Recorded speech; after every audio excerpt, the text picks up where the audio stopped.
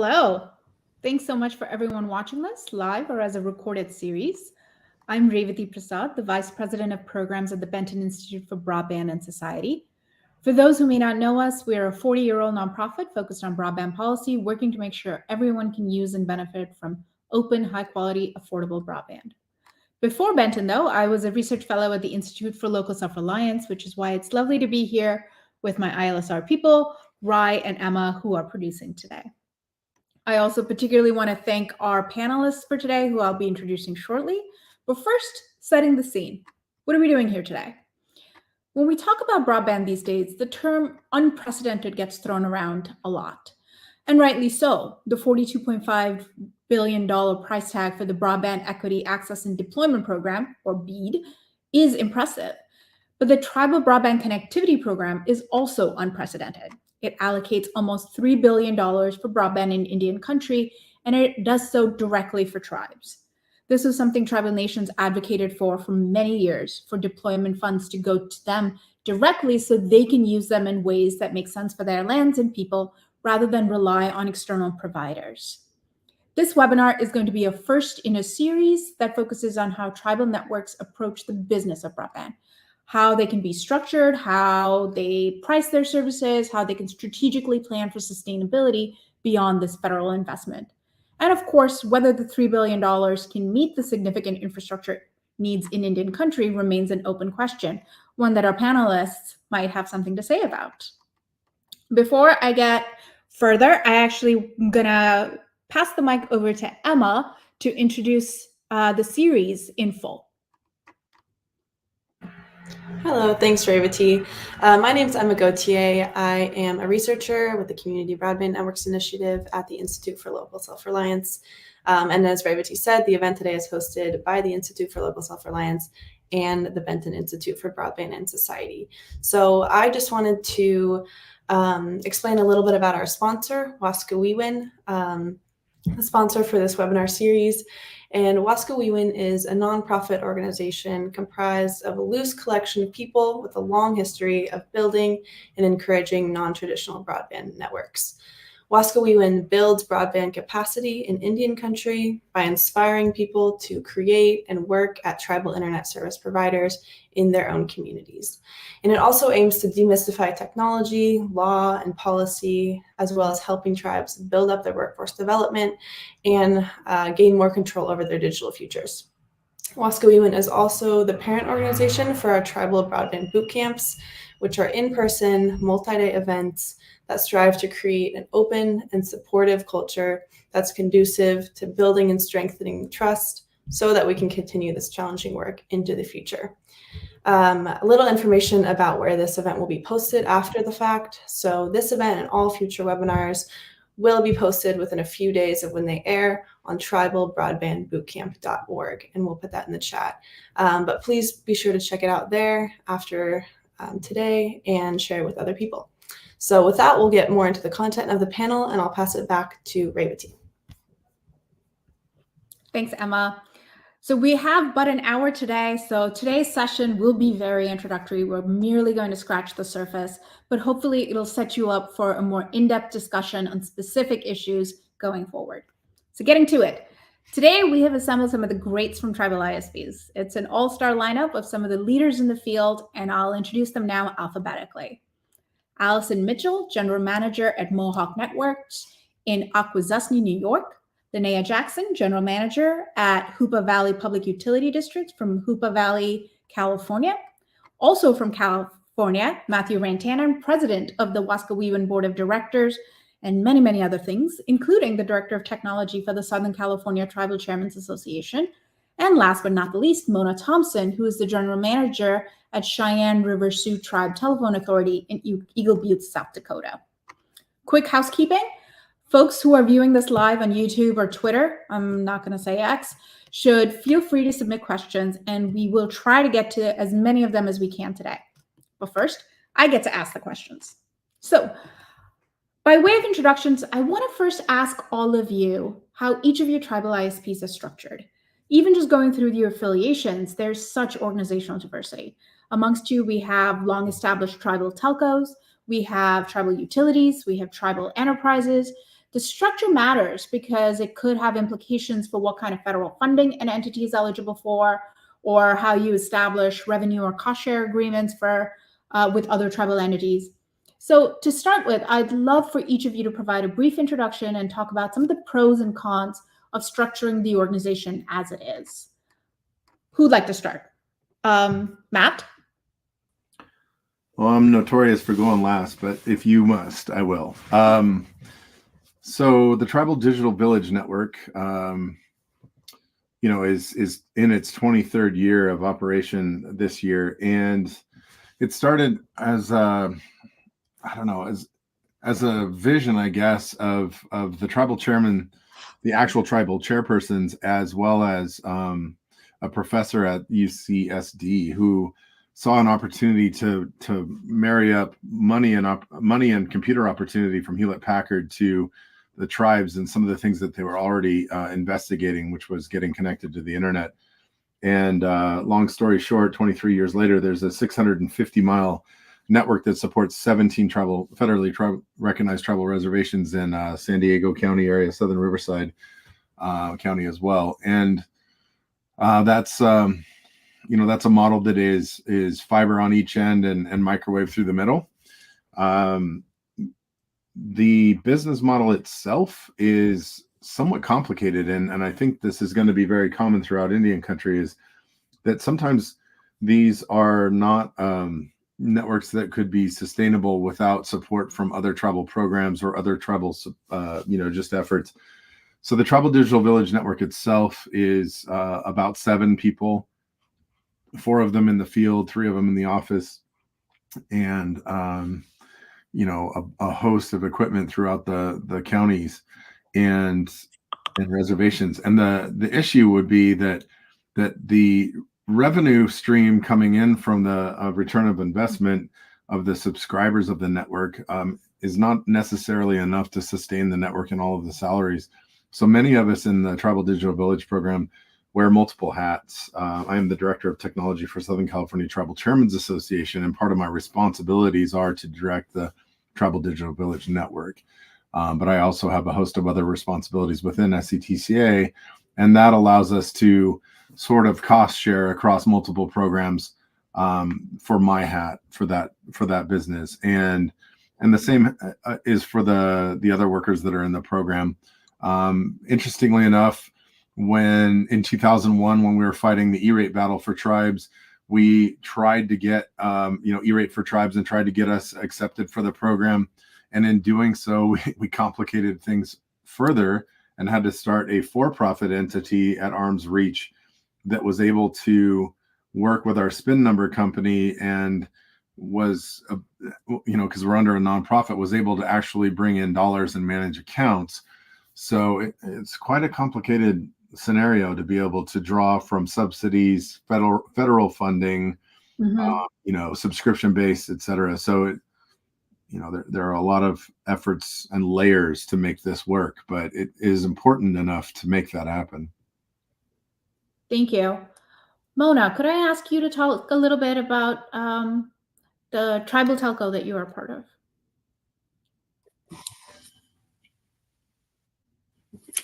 Yes. So in 1958, our tribe made the decision to purchase the local telephone company from the family that was currently running telephone operations here on the Cheyenne River Sioux Tribe Reservation. And when we made that purchase, then we became 100% tribally owned telephone company. So we're wholly owned by the Cheyenne River, a separate board of directors that make the business decisions for the company, and our tribal council does not get involved in the operations of the company. However, we do report to our tribal leadership, and we do also provide an downhill audit to them, which is very, very important to the operational structure of our company. An eligible telecommunications carrier, we receive funding through the Universal Support Mechanism, and we're a member of NECA, so we report to the NECA pool. And so there's just a lot of complexity to the operation of our company as a telecommunication provider. As a internet service provider, we have 100% fiber deployed to our subscribers, and we also are borrowers of RUS, and we've also received a grant from RUS to deploy some fiber in another outside of our study area boundary, but within the Cheyenne River Sioux Tribe and the Standing Rock Sioux Tribe Reservation. For the sake of time, I won't go into too much more detail unless you'd like to ask me another question. No, that's great. I am going to come back to you because I do want to hear about specifically RUS funding and what that's been like for you all. But maybe Allison, you can tell us a little bit about Mohawk Networks. Absolutely. Thank you so much for having me today. I'm Allison Mitchell. I'm the GM of Mohawk Networks. I see it says on here we've been in business for 13 years. I think that was my fault for not responding quickly enough. We have been in business since 2016. Before that, we were a couple of years on the build out of our entire network underneath the St. Regis Mohawk tribe. I think this was a really interesting question to be able to start this off with in terms of figuring out the different ways that different tribal ISPs and telcos have found where they are today. And I think you're going to find that we're probably all structured in ways that work for our community, that there is definitely not a one size fits all. And I think that's really important as we talk through what different types of structures will and won't work when you want to touch on things longer term that are really relevant to your bottom line in terms of sustainability and keeping your communities connected. Mohawk Networks started out, so our pre-Mohawk Networks days were built out of I would be incredibly remiss if I didn't talk about our leadership and people who had the vision to be able to build out a broadband network years before the first grant was ever submitted. So through a couple of different grant operations, there was ERA funding and RUS funding that came together, colliding in terms of when you talk about those typical grant challenges. And Ravati, you touched on this initially, and the ways that we and tribal communities have been able to seek funding. Historically, before we saw TBCP, before we saw the Tribal Broadband Connectivity Program, there were some very sizable co-investments that were required, which were some pretty significant barriers to entry for many tribal communities, which is why we are where we are right now. The large providers didn't come to us to be able to serve us, and Mohawk Networks was no different than many of probably each of the tribes that are represented on here. In addition to grant funding, there was a sizable co-investment by the St. Regis Mohawk tribe. The St. Regis Mohawk tribe's broadband project went through a couple of different iterations, but we are ultimately now underneath the tribe Section 17 holding company. So we do not fall directly underneath the government side of our tribe, which I think is a distinct difference. We are an LLC, and we do operate underneath the DeWitt Divinity Corporation, which is our parent company. We are managed by a board of managers, and our board of managers, the Mohawk Networks board of managers, also reports up through our parent company's board of managers, which is the DeWitt Divinity Corporation. And again, underneath the tribe Section 17 holding company. We are a for-profit entity and designed as such to be able to work hand in hand with the tribe. We do service about 1,600 homes, small businesses, and of course our anchor institutions. our tribal anchor institutions, one of the things that we are incredibly proud to be able to provide service to. We also have supporting links to the Akwesasne Mohawk Casino Resort, and we, through fiber and a smaller portion of our network that is fixed wireless. We support home small businesses and anchor institutions. Hopefully that's a helpful overview of how Mohawk Networks is currently structured today. Thank you. That's fantastic. Linnea, I think you are representing the youngest of the ISPs here. Infancy, yes. So good morning, everybody. My name is Linnea Jackson, General Manager of the Hoopa Valley Public Utilities District. I think what's interesting about hearing from the other leaders is that the structure of broadband is going to look different for all tribes. And that's why there also needs to be flexibility in policy and funding as well, because we're all structured differently. So that's one thing that is part of my goal, is not only to build out, but to also have those policy changes that need to come with however tribes feel fit to seek broadband. So with that, the Hoopa Valley Public Utilities has been a chartered entity of the Hoopa Valley Tribe for 41 years. And we started off with managing water. And so slowly over the last 4 decades, we've kind of added different divisions, including solid waste management, broadband. We're working on energy projects as far as microgrid, looking at clean energy.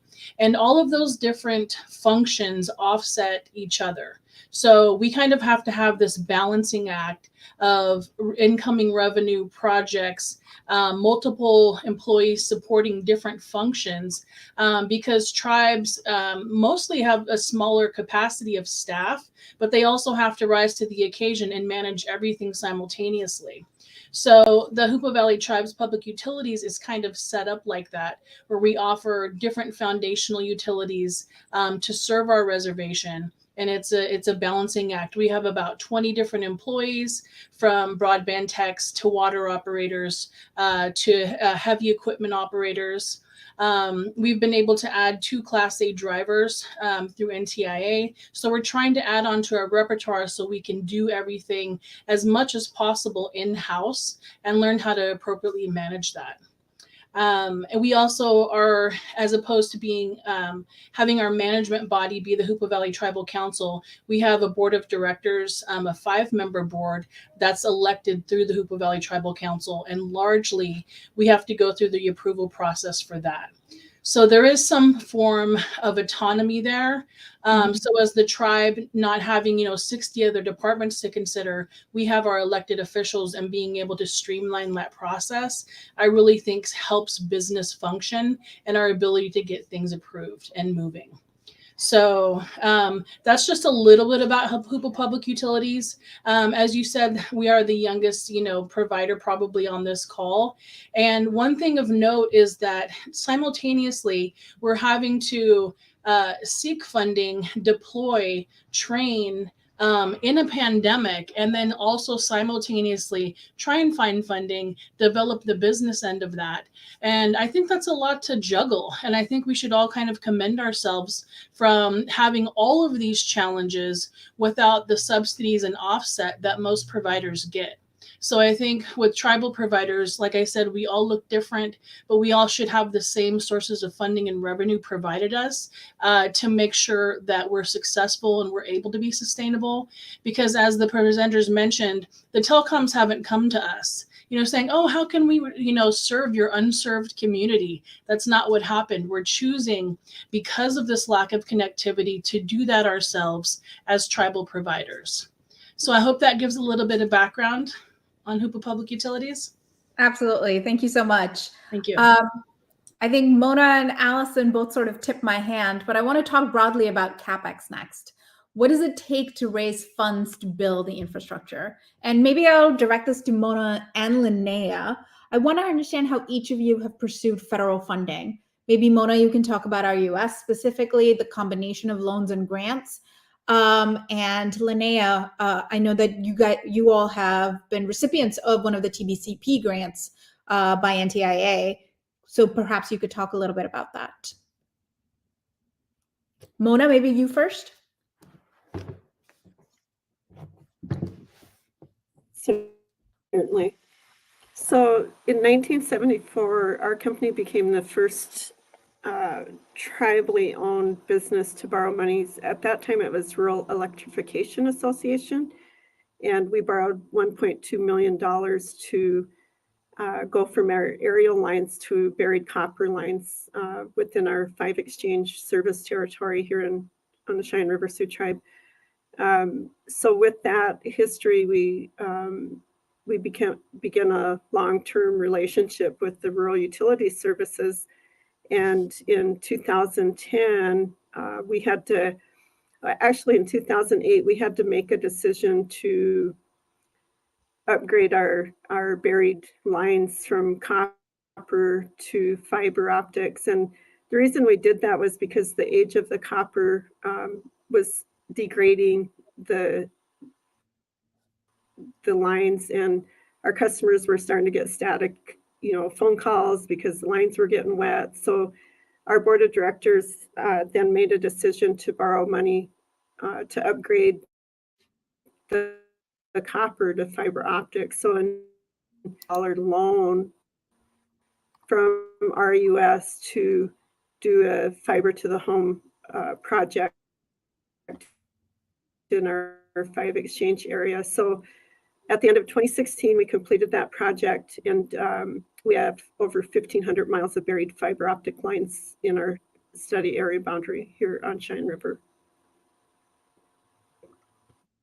And then just recently with the Reconnect 3 funding, we were awarded right at $17 million to construct fiber in a competitive local exchange carrier territory within the boundaries of the Cheyenne River Sioux Tribe and Standing Rock Reservation. So we do plan on doing construction 2024, 2025, and that is 100% grant funded, which is a new thing with RUS for tribes. Mm-hmm. Linnea? Absolutely. So when I talk about CapEx and how we've had the ability to seek funding, it's kind of like in a really long journey and different phases that would have allowed us to get here. So the first set of money came from the CARES funding, where there was $2 million given by the tribal council to help fund this. But that was nowhere near the amount of money we needed in order to, build a network office and to make sure that our deployment was intact, and we had our licenses and equipment and deployment and training. So it started with CARES funding.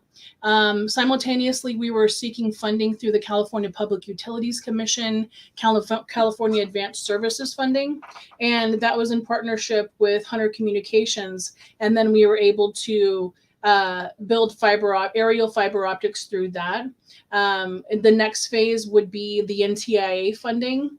And just to talk about CapEx and what that takes, I think you need to have the tribes understand that there will have to be an investment for grant writing. There will have to be that initial funding in order to, unless you have the capacity in-house. But as I mentioned before, we're all wearing multiple hats. So you need project management and fiscal management and grant writing.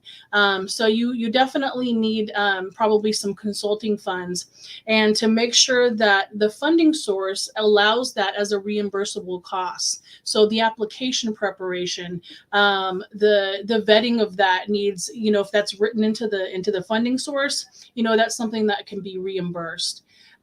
We were lucky enough to receive a little over $65 million for a full fiber build out to the reservation.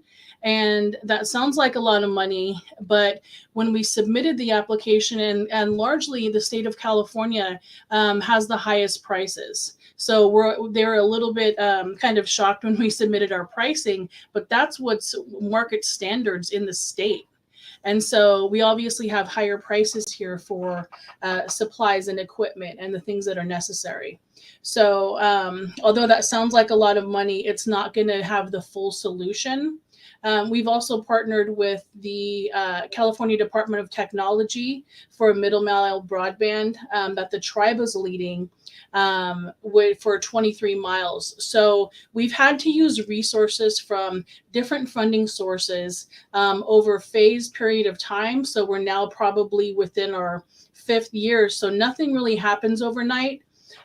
We've also sought funding for technical assistance from the CPUC, which is going to help with business development and fiber designing and environmental studies. So it goes back to my saying of there needs to be multiple resources for tribes, for tribal entities, however they're structured, in order to seek funding for all of the different platforms that we need.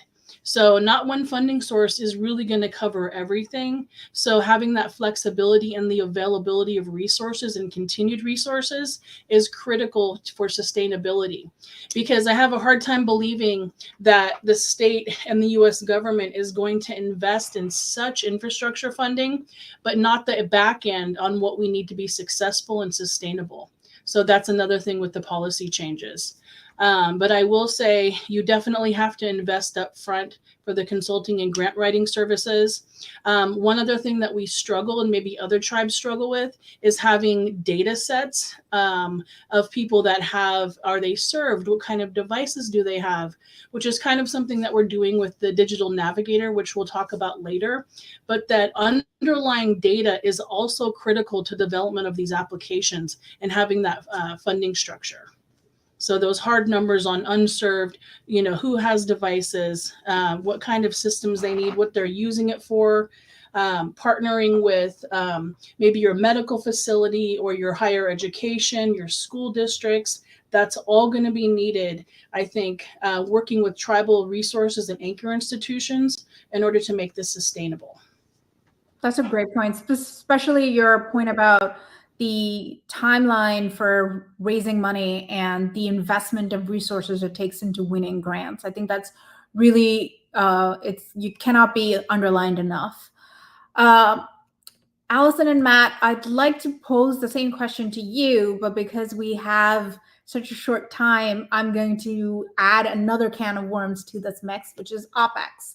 So I want to understand if you want to add more to the CapEx question, but also how have you thought about not just building the networks and keeping the lights on, but also planning for sustainability? How are you thinking about revenue generation and then managing the big costs like labor and backhaul? Allison? I'm happy to take that on. So I want to say ditto to everything that Linnea said. Linnea, your points were probably written off of some of my bullet points. I think when you talk about the history of how Mohawk Networks got to the point where we have a full build out, we have gone through the grant process, and we are now in the process of reapplying. I think I'm going to try to take it from CapEx directly to OpEx. The ongoing operational expense and that sustainability that you want to focus on absolutely has to take into consideration the reinvestment in your network. So you got $65 million, Hoopa Valley received a $65 million infrastructure grant, and I forgive me if I misspoke on the number. While it sounds like it's a very sizable amount, the cost of that build out is going to, I would assume, be every dime and every dollar of that $65 million. So that ongoing operational expense and sustainability plan couldn't be more important. So I want to hit home and reinforce what Linnea said about having to be flexible and having to make sure that you are continually reinvesting in your grant writing and looking at those grant writing opportunities. Mohawk Networks is a pretty small shop, just like everybody else on these panels. We are the grant writers. We are, on some level, we are the consultants, and we have to be able to set aside funds to be able to bring in consulting money and engineering funding as we need it to be able to stay ahead of these grants. From an operational standpoint, talking about your ongoing sustainability efforts for backhaul, for our transport, we have over the course of over the course of the pandemic, we, like probably many other ISPs, found an immediate need to be able to reassess what our network capacity looked like. while we were just like every other ISP, we received such a high rate of utilization during certain periods of the day that we were watching our network very, very closely. And at a time when we were looking at how we're going to continue to reinvest in our network and replace equipment that was aging equipment, we were already talking about plans to replace aging equipment. The pandemic put that in our faces, and we needed to actually completely re-architect our entire network.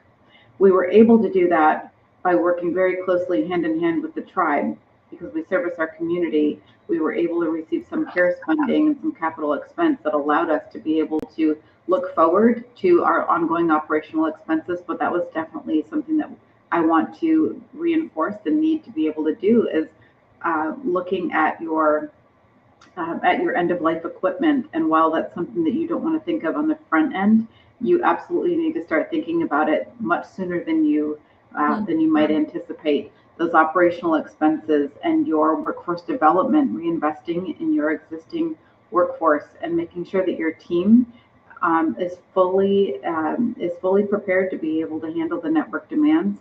And not only that, to be able to make sure that you're able to take care of your community 24/7, 365. And when we get to the point where you're going to need that level 3 support that may or may not be available to you, what do those relationships look like? Your public-private partnerships are key. Yeah. Your level 3 tech support is key. If you aren't able to keep an engineer on staff, we do not have an engineer on staff. We use outside experts to be able to maintain those operational expenses, and that's the model that has worked for us. I want to make sure that we leave lots of room for Matt to be able to talk as well. Thank you, Allison. Thank you. Yeah, I know, Matt, you've talked a lot before about building cash reserves and thinking long-term for the Tribal Digital Village Network. Perhaps you can talk a little bit about that. Yeah, I mean, it's you want a rainy day fund, but if I rewind back to the beginning, I remember, the Hewlett Packard grant had $1 million in it, and everybody had it spent 5 times over in their head about what we were going to do with this. And the network was an afterthought. The resource programs were the focus. And by the time they got to the point of internet connectivity, there wasn't any money left. So we really had to get creative on how to get more funding to support the network. And I'll say that there is not enough money for it to all come from one source, even if you're Hoopa Valley. You get a really big windfall of cash. It still doesn't pay for operating expenses. So you have this massive capital expenditure to undergo and build this wonderful thing, this amusement park of broadband, if you will. And who's going to run the rides? Who's going to keep it running? Who's going to keep the wheels greased and such? So the government does not give money to operate things. Very few organizations give money to operate things. They give experimental money to play around with ideas of changing the types of models and such for operation, but they don't pay for general operations. So where are you getting the money from? In the case of some of the tribes in California, I mean, there's 55 houses. How are you going to recoup enough money out of a subscription base to support even one technician to be able to support that network? And how do you integrate your other programs into that network? How do you weave this complex creature together to be able to make sure your broadband doesn't fail? So we do not chase dollars that are tied to strings that take us away from the mission. That's very important. You have this general mission, and you have probably a little bit wider view of things that will support that mission. But there are things that will take you off on 90-degree tangents away from your mission that will distract you from completing your work. And I feel like, those are important things to look at. You should be looking at the end goal. You should redefine sort of your mission and your parameters frequently. You may have a 20-year plan or even a 40-year plan, but you better be looking at, how the road conditions are as you're going down that path every 3 to 5 years to make sure that you're on task.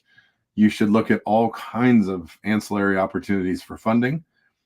And I cannot emphasize enough, and we do it very poorly, but include your community youth.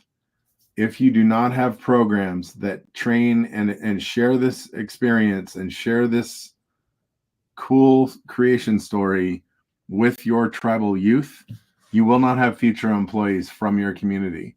We have been lucky enough to have had a program right before I showed up to TDVNet.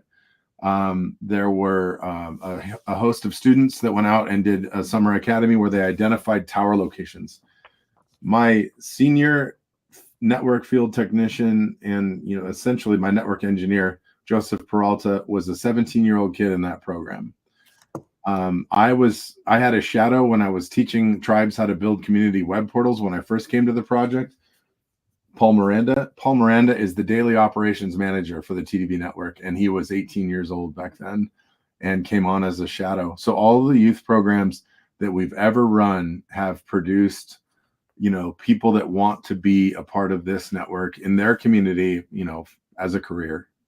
So those are really important opportunities. The capital expenditures we seem to be able to find. The operation expenses, we don't. So you have to figure out how to interweave the other programs that your tribe's running into the internet and support it from within. There are so many excellent threads there to pick up on. I want to actually talk a little bit here about the Affordable Connectivity Program, or the ACP. Now, the ACP provides a $75 monthly subsidy for broadband services on tribal lands. It is a new program, and we're still waiting to see if it'll be refunded. But I want to understand how ACP has featured in each of your work, both in terms of revenue for an ISP, but also in terms of ensuring digital equity and meeting the needs of internet access in your communities. And this is for anyone who'd like to take it first. Allison.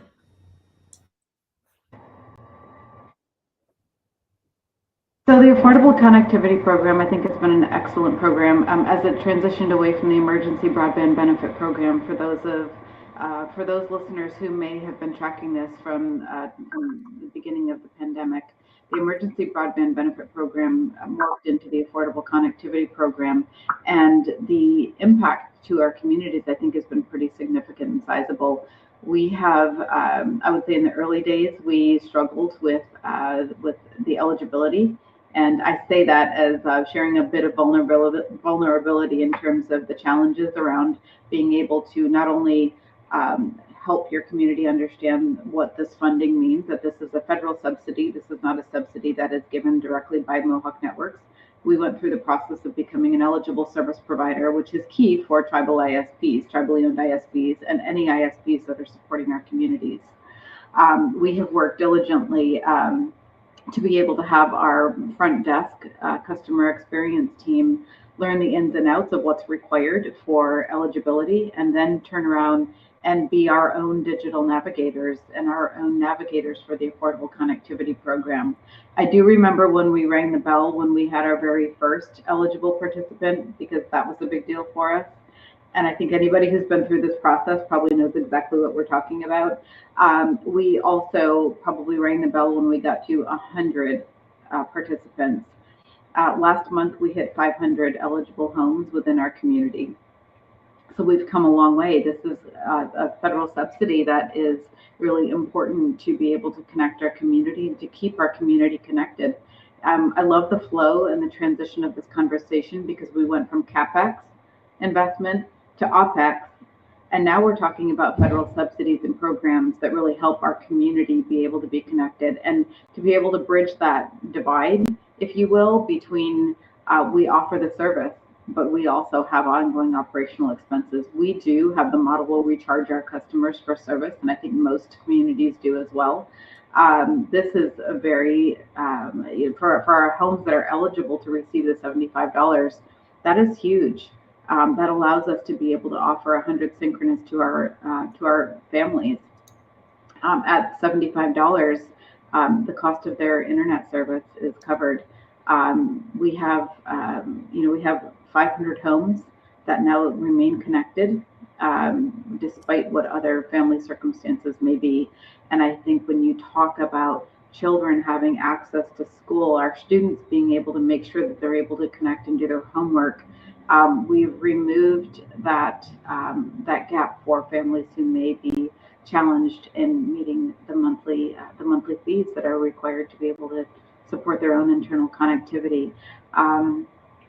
So it's been really important for our Mohawk community, and I know that speaking to many other tribes, I have the opportunity and the very grateful to be able to connect with many other Indigenous communities, and the impact of the Affordable Connectivity Program within our own operations and our community has truly helped us to be able to navigate some of the financial challenges. Mona and Linnea, is there something you'd like to add to that? And also for all of you, how are you thinking about the contingency of ACP perhaps not being refunded? It's by, I think, ILSR's calculations, it's spring 2024 when the funding will run out. So how are you all planning for the, let's hope not, the eventuality that it may not be refunded? So I'll jump in a little bit, and I'll first start with the initial question before I talk about if it's going to be funded. But Hoopa Valley Public Utilities, again, deployed during the pandemic, and we missed the EBB cutoff by like 5 weeks, which was so devastating because we ended up submitting. We got deployed as fast as we could, signed that first customer up, but then again, until it converted to ACP, we were not eligible as a provider. So I feel like that was a little setback and very disappointing. Simultaneously, we received a grant from the National Digital Inclusion Alliance, which has allowed us to actually hire a digital navigator. So that digital navigator learned the ins and outs of the ACP program. And although he is an employee of Hoopa Public Utilities, he also signs up people for any benefit that best suits them. So it's not just agnostic to HVPUD. So we're really trying to help out community with that. His name is Abraham Kamez, and he is now doing digital literacy classes and working with our local library. He set up events at the senior nutrition where, several hundred of our tribal elders come and get lunch. And so he helps them with, signing up for ACP or looking at devices. So I think that's been great for him to get out into the community. We have 56 current customers, and that is a worry of us because not only do people need the access for everyday life, but they also then rely on that benefit because sometimes it's making a choice between, paying your light bill, your food, or the internet, which are all very important. But people, struggle with the monthly payment. So I think that's going to be really hard. So I think we really need to kind of push for, another federal allocation for that, because that has been critical to how we operate in this world. One thing, the FCC funding that came out for the ACP and ongoing funding, we were not eligible for because we were then the provider and then also providing those digital navigator services. And I think that is such an overstep and oversight on behalf of the FCC only because of how tribes are structured. Again, we have to wear multiple hats.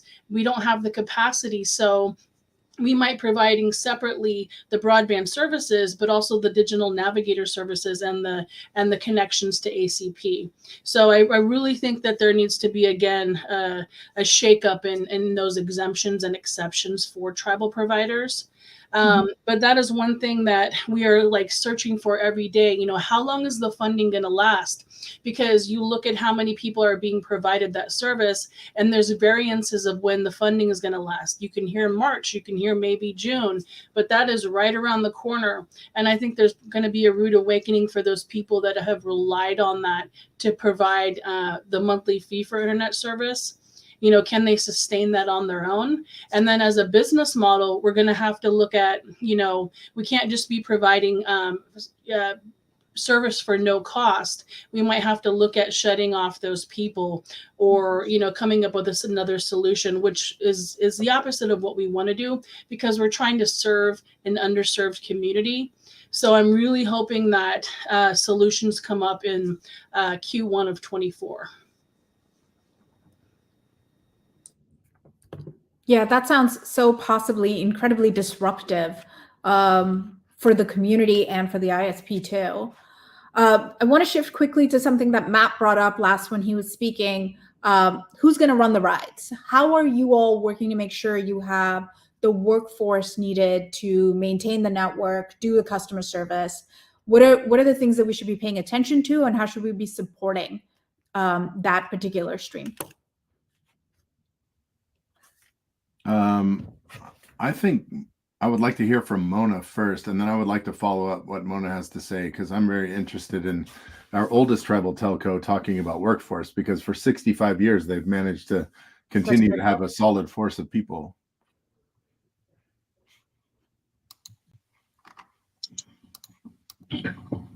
So Cheyenne River Sioux Tribe Telephone Authority, while we do have 65 years of successful business in the telecommunications arena, we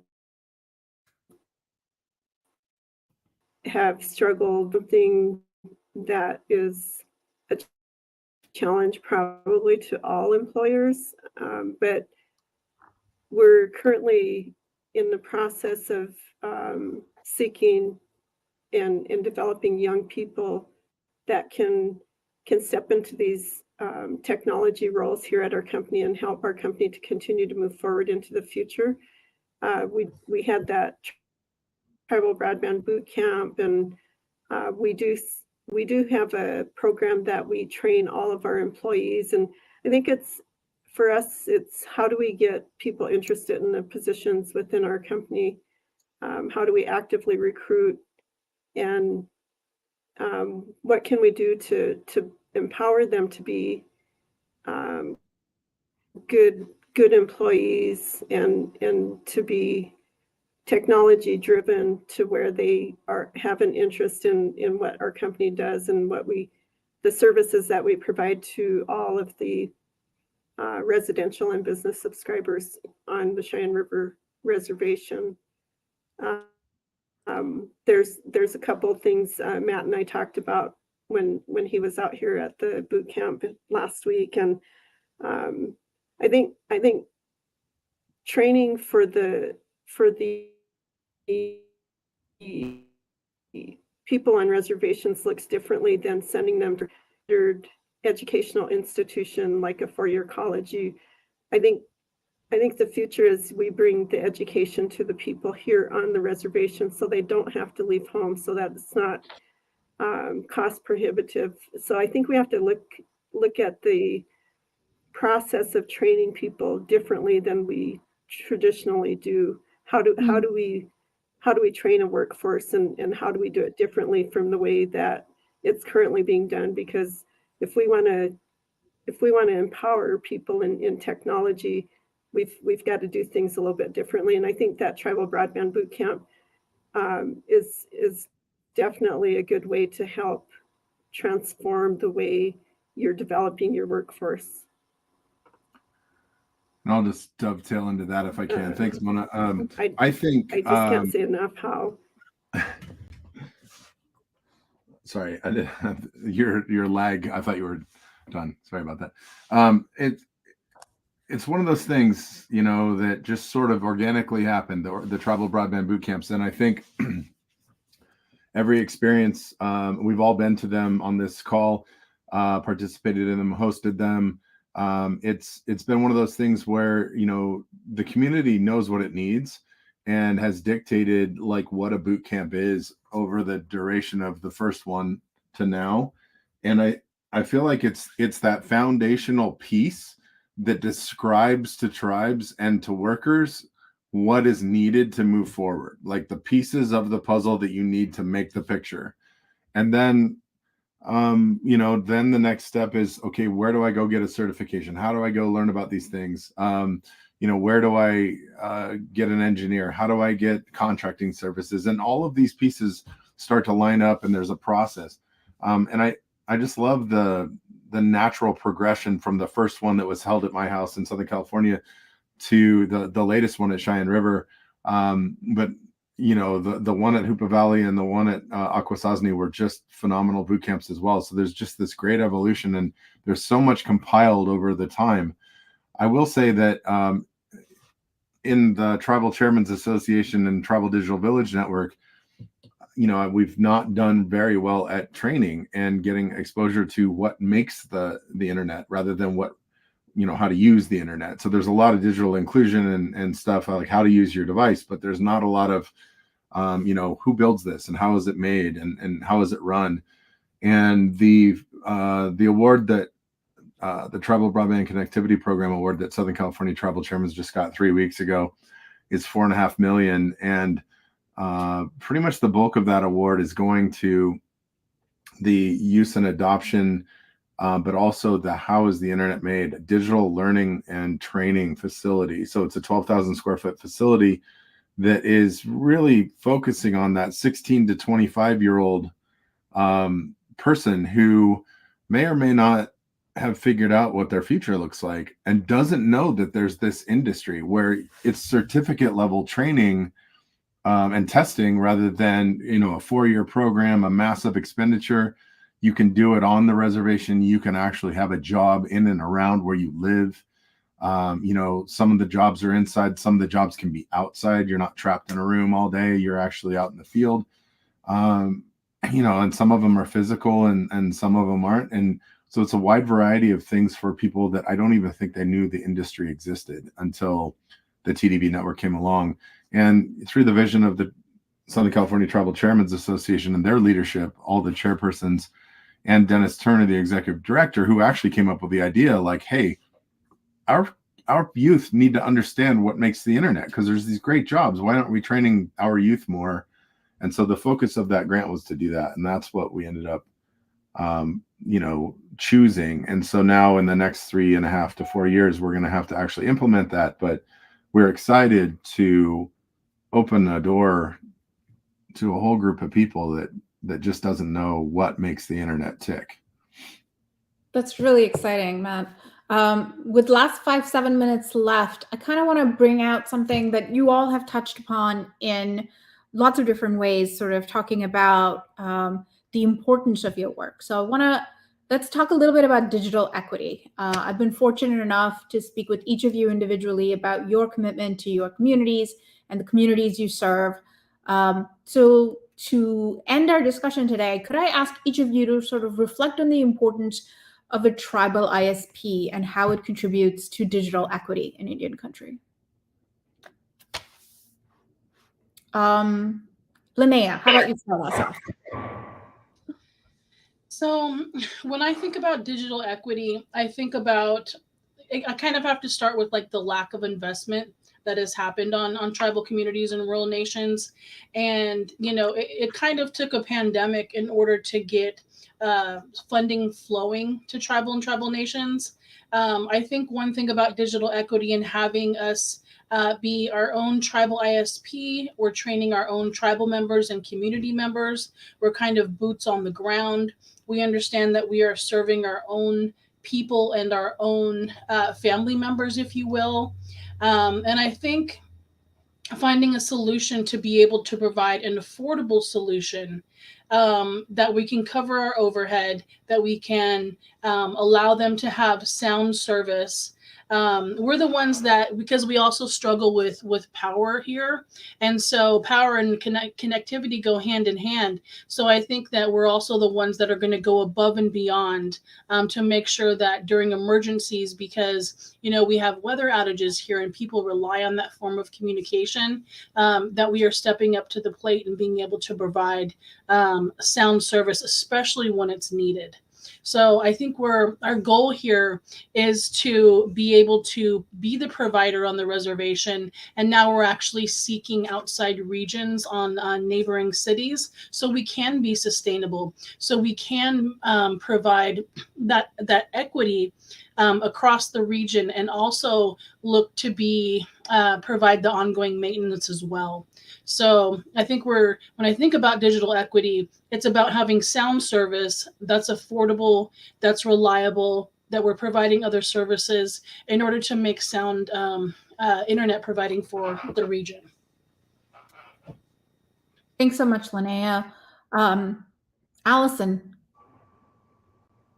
Linnea, again, I feel like sometimes we might be kindred spirits in our conversation. I think that being able to talk about digital equity to our Indigenous communities is different when you're talking to maybe to communities that are maybe serving major metropolitan areas. I was fortunate to be able to be on a similar panel earlier this year, and I found myself speaking about digital equity with somebody who was in a major metropolitan area, and our conversations were very different. My view right now on digital equity truly is access. It's about access and reliable connectivity. And when we talk about what the future will look like for digital equity, I think a lot of Indigenous communities and tribes are right now trying to figure out what that's going to mean for us in 5 years for our next, not only our next generation, but for everybody who has truly adopted the internet into their households and their lives. We are in a very different position than we were in 10 years ago, or even 7 years ago, when we've witnessed the strain and the stress on a network pre-pandemic. We've completely rebuilt and re-architected our network infrastructure. And now we're in a position of looking at talking about what digital equity means for our community. And I think digital equity for our community is connectivity, affordability, redundancy, ensuring that there's redundancy within our networks, because that redundancy that is built in is going to speak to digital equity. It's going to speak to when there is an outage of some type, do we have the capacity to be able to bring ourselves back up? And I think that when we're talking about digital equity and digital inclusion, that is absolutely required for us to be able to participate in school. When we have students who are learning remotely, and we have people who have work from anywhere type of positions, we have to make sure that our infrastructure is there to be able to even support those efforts and to be able to support that lifestyle that we should be able to have the same similar access to. And thirdly, I think I'm going to touch on what Matt said as well in terms of workforce development and engaging our younger generation. That couldn't be any more important. And making these types of technical positions being an option for our youth is really important. Who's going to run this network in 10 years, right? Who's going to run this network in 20 years, and what is it going to look like? It's not too early to start talking about those positions and to start talking about what our network looks like for our communities to meet the needs of our community in a few years. Thank you. Mona?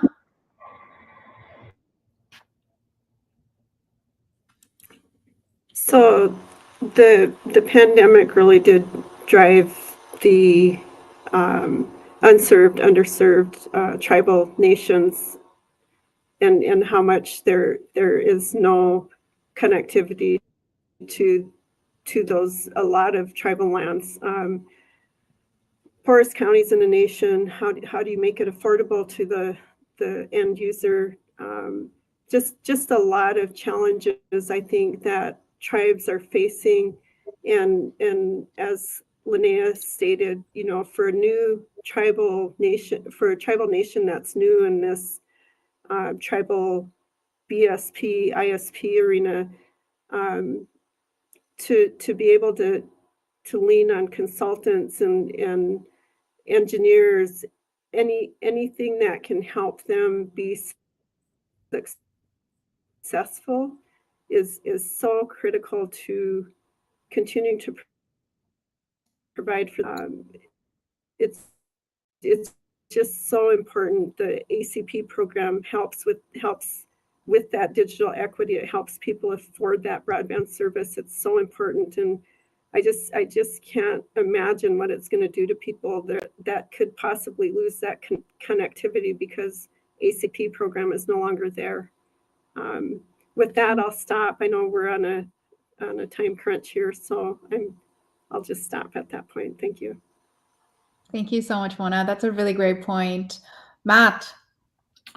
So Southern California Tribal Chairman's has been through the digital equity, digital inclusion piece before. We got a BTOP grant during the RS Stimulus Fund era. And we did 2.5 years of community engagement on, how to integrate broadband into your lifestyle, how to be safe, how to, manage your digital footprint. And all was supposed to be in conjunction with a BIP grant that would have paid for roughly 3,000 home connections at the same time in parallel. And we didn't get the other grant. So we ended up having to deploy out of pocket, obviously much slower than we had intended.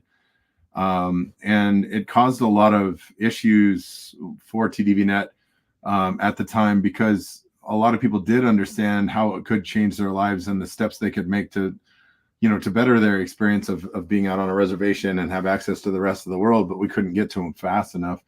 So now that we have, years and years after that era have moved into a phase where now we're seeking new connections to TDVNet. It's very obvious that you can't stop doing digital equity and digital inclusion training. It is forever. Until your customers and your families that are connected to your network are, teaching that from within their own household community. And then there's changes in the internet. I think it's something that we always need to refresh our community's expectations on. What are the changes being made? And we're increasing capacity. There's more services on the internet. There's a lot of artificial intelligence now, how to be aware about these things that are taking place and changing. So I think digital equity and digital inclusion is going to be something that should just be on repeat and refreshing at all times. Absolutely. I think we are already over time, so I am going to wrap up at this point. Thank you so much for an incredibly robust discussion today. Your insights about multiple hats, need for a diverse funding stream, and supporting the next generation, all with an eye towards the structural and policy issues. The whole discussion has just been so rich. I have pages full of follow-up questions we couldn't get to today. Also, it bears repeating, but what all four of you are able to make happen is just incredible to see. And I really appreciate you all making the time to share with us today. I'll pass this back to Emma now. Thanks, Revati. And yes, thank you again to our panelists for their time and all their insight today. It was a great conversation. And I just want to remind our audience that this is the first in a series of webinars. So please stay tuned either through the Institute for Local Self-Reliance or the Benton Institute for Broadband Society for information on subsequent events. While we focus today on high-level considerations that go into building and running these networks, future events are going to dive even deeper into the specific elements of tribal broadband networks. This is also a reminder that a recording of today's event will be available on tribalbroadbandbootcamp.org within a few days. Thank you all for watching and have a great rest of your day. We'll see you next time.